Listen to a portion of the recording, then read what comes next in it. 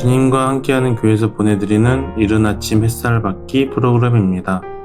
이 시간을 통해 하나님의 말씀에 나를 비춰보며 나 자신을 성찰하는 시간이 되시길 바랍니다.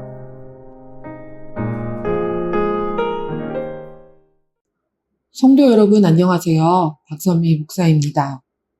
오늘 저는 나의 과거를 다 알고 계시며 치료하시는 하나님이라는 주제를 가지고 말씀을 나누고자 합니다.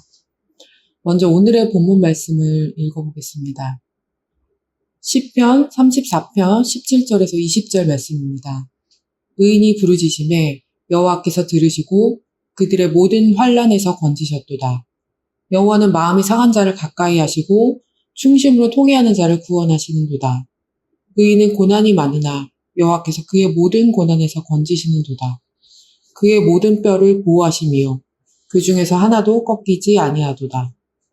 저는 몇 해 전부터 매년 겨울이 되면 심한 기침 증세로 큰 어려움을 겪어왔습니다. 이 증상은 4, 5년 이상 지속되었고 감기약이나 알레르기 비염약, 역류성 식도염 약을 먹어도 전혀 호전되지 않았습니다. 삶의 질은 점점 떨어졌고 우울감 또한 깊어졌습니다. 병을 고치고 싶은 마음에 한약을 먹어보기도 하고 최대한 잠을 많이 자려고 애썼지만 큰 효과는 없었습니다. 한번 기침이 시작되면 도무지 멈추지 않았고 사람을 만나는 것조차 두려워졌습니다. 상담을 이어가는 일도 버겁게 느껴졌고 한동안 잊고 지냈던 공황 증세가 다시 고개를 드는 것 같았습니다. 이러한 상황을 목사님께 말씀드렸을 때 목사님은 제게 마음속에서 이 증세를 만들어내는 것이 무엇인지 계속해서 물어보라고 하셨습니다.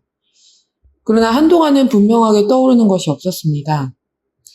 존재 인식을 어설프게 하지 말고 정확히 하라는 겉면 속에서 제 내면을 깊이 들여다보던 중 저는 어린 시절 아빠와 엄마와의 관계 속에서 겪었던 상처와 외상 사건의 기억이 여전히 저를 지배하고 있음을 깨닫게 되었습니다.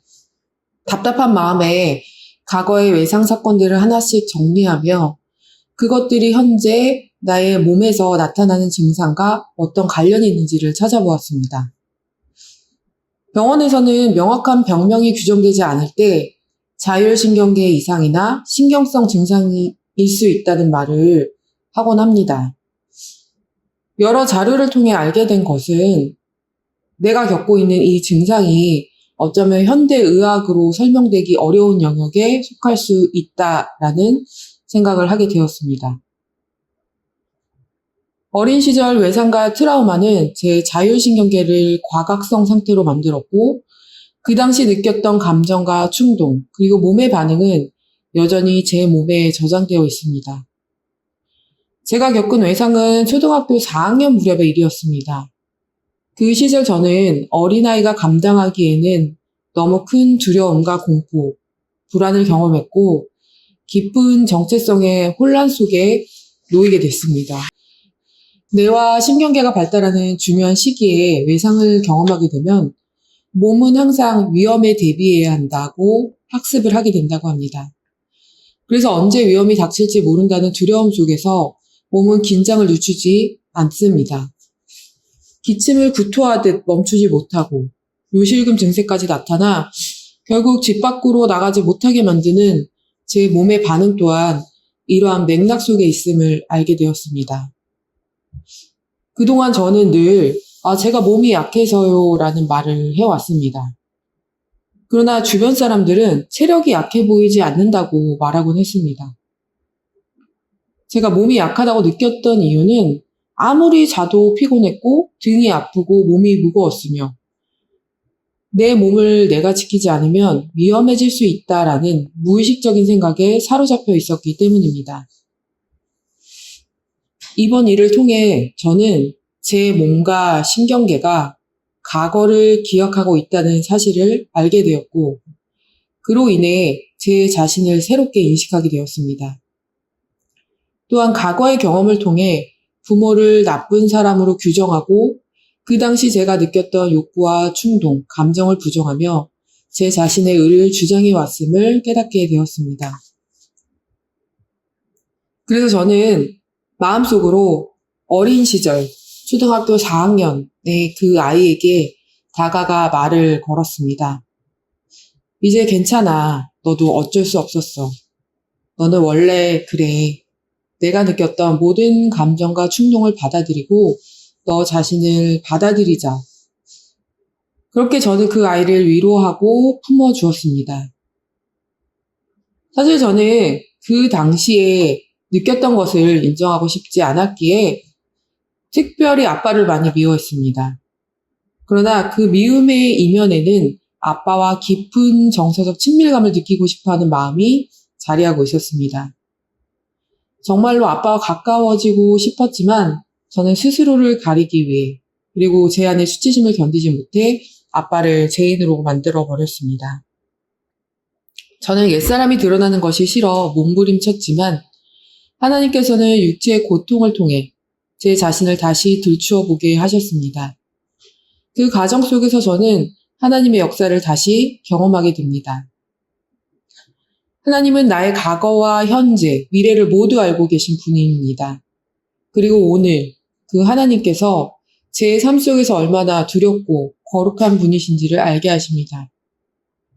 저는 스스로를 인정했다고 생각했지만 하나님 앞에서 전적으로 자신을 인정하고 하나님의 존재를 온전히 인정할 때까지 하나님께서는 저를 들추시는 일을 멈추지 않으셨습니다. 그때마다 저는 너무 싫고 숨기고 싶었지만 그 들추어내심은 제 마음을 치료하시는 하나님의 사랑의 표현이었습니다. 어느 상담사의 글귀가 떠오릅니다. 사람이 온다는 건 실은 어마어마한 일이다. 그는 그의 과거와 현재, 그리고 그의 미래가 함께 오기 때문이다. 한 사람의 일생이 오는 것이다. 부서지기 쉬운, 그래서 이미 부서졌을지도 모를 마음이 오는 것이다. 저는 현재를 살고 있다고 생각했지만 사실은 과거에 멈춰 있었습니다. 하나님은 제가 숨기고 싶었던 과거의 아주 작은 부분까지도 다 알고 계셨고 그 안에서 제가 여전히 자기를 붙들고 있었음을 드러내 보이셨습니다. 그리고 여전히 내가 하나님이 되어 살고 있는 그 모습에 하나님께서는 분노하시며 자기로 단단히 굳어진 마음을 부서뜨리셨습니다. 사랑하는 주님과 함께하는 교회 성도 여러분, 혹시 우리 안에도 아직 자기에 사로잡힌 부유함이 남아있지는 않은지요? 이제 그 부유함을 내려놓고 과거와 현재를 돌아보며 우리의 마음을 하나님 앞에 돌이켜 보기를 원합니다. 여호와는 마음이 상한 자를 가까이 하시고 충심으로 통회하는 자를 구원하신다 라고 말씀해 주십니다.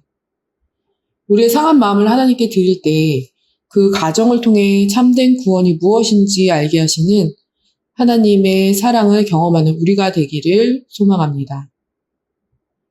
나의 일생을 지켜보고 계신 하나님, 숨기고 싶었던 과거와 더 이상 떠올리고 싶지 않았던 아픔과 상처까지도 들추어내셔서 때로는 다시 아프게 하시지만 그 아픔을 통해 우리를 성장시키시고 새롭게 창조하시는 하나님께 우리의 인생을 온전히 드리는 모두가 되기를 소망합니다.